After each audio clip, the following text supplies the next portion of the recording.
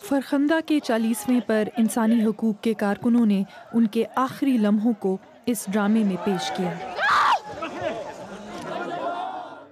اس ماہ 4 افراد کو فرخندہ کے قتل پر موت کی سزا سنائی گئی اور 8 دیگر افراد کو قید کی سزا۔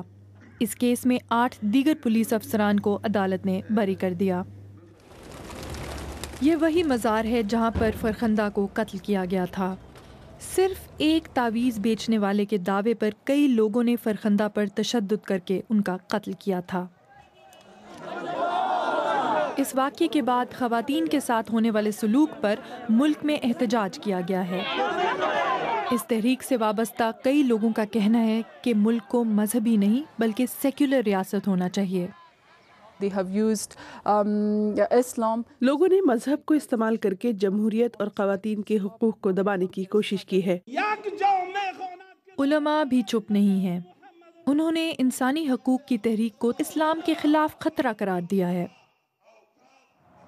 جس دریا کے کنارے پر فرخندہ کو جلایا گیا تھا، وہاں پر ایک نئے مزار کی بنا پڑ رہی ہے۔ لیکن اسلام کی ایک پرخلوص طالب علم فرخندہ کی وراثت بھی اب تلخی کا نشانہ بن رہی ہے۔ ایمن خواجہ، BBC نیوز۔